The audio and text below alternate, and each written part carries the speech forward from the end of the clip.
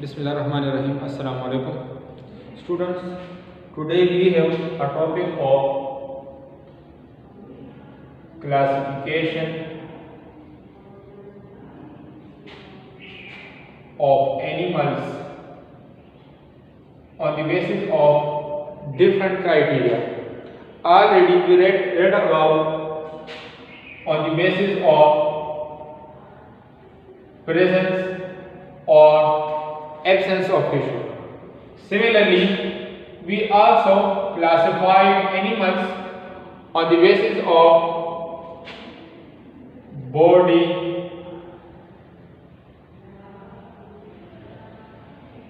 symmetry. Now we have classification of animals on the basis of number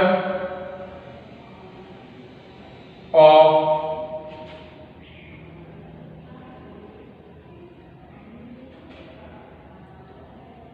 tissue layers. We have classification of animals on the basis of number of tissue layers. So on the basis of number of tissue layers, we have two groups of animals. The first one is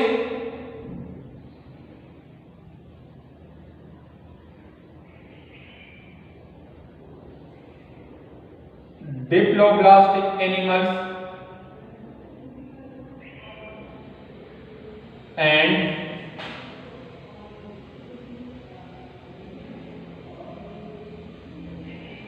triploblastic animals. In the case of diploblastic animals, diploblastic, di stand for two, plastic layers.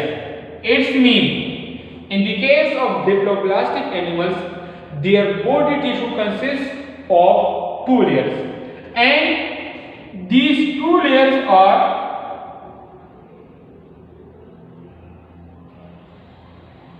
ectoderm and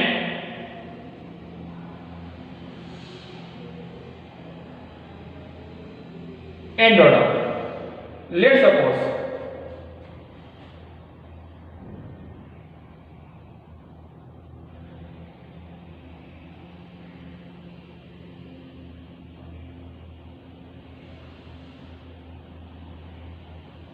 suppose this is diploblastic animals. Their body consists of two tissue layers. The outer tissue layer is known as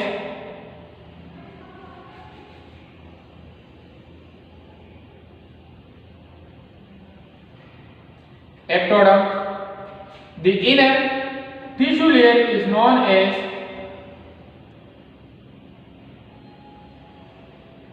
endoderm, and the space which is present between these tissue layers is known as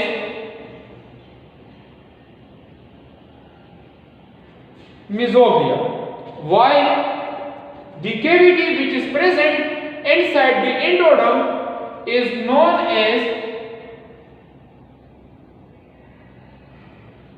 gastrovascular cavity. We have a phylum which is showing diploblastic characteristics, diploblastic classification, and that phylum is known as phylum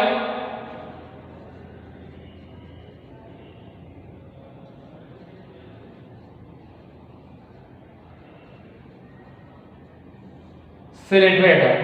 And we also know that this phylum also showing radial symmetry, as I told you in the previous lecture. So Coelenterata showing radial symmetry along with diploblastic characteristics. It means that their bodies consist of two layers. But the second group of animals on the basis of number of tissue layers, that is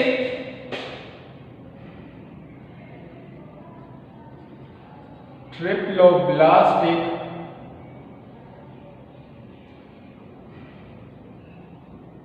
animals. It's mean tri stand for 3. Their body consists of 3 layers, and these 3 layers are ectoderm, mesoderm, and endoderm. Let's suppose we have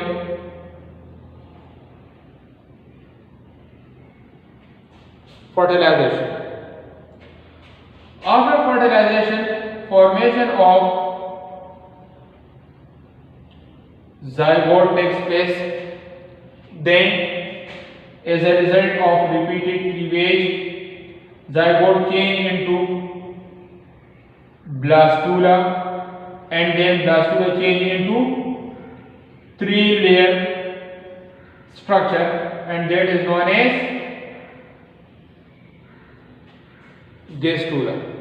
In the case of gastrula, consists of 3 layers. The outermost layer will be known as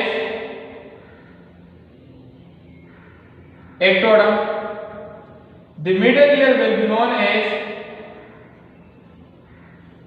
mesoderm, while the innermost layer will be known as endoderm. And this also represents as the gastrula, representing embryonic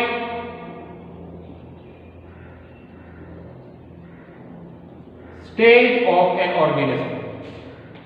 The gastrula represent embryonic stage of organism.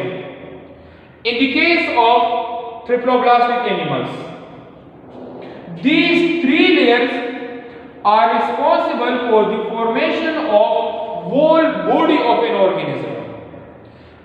These 2 layers are also responsible for the formation of whole structure of an organism. But what is the main difference between diploblastic and triploblastic? The first difference is it consists of 2 layers, while triploblastic consists of 3 layers. Another difference is that these 2 layers are present at embryonic as well as in adult stages. While triploblastic animals, their embryonic stage consists of 3 layers: ectoderm, mesoderm, and endoderm. But after the development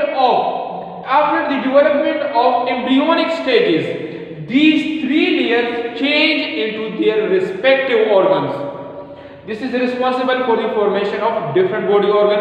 This is also responsible for its organ, and this is also responsible for different types of organ. So after the development of adult organism, these 3 layers are disappeared. But what are the function? Their function is the formation of different types of structures. So at adult stages, these 3 layers are absent, but their organs are present. So we can say that in the case of diploblastic animals, these 2 layers are present at embryonic as well as in adult stage. But in triploblastic animals, these 3 layers are present only at embryonic stages. But in adult stage, these 3 layers are disappeared. So this is all about classification of animals on the basis of number of tissue layers.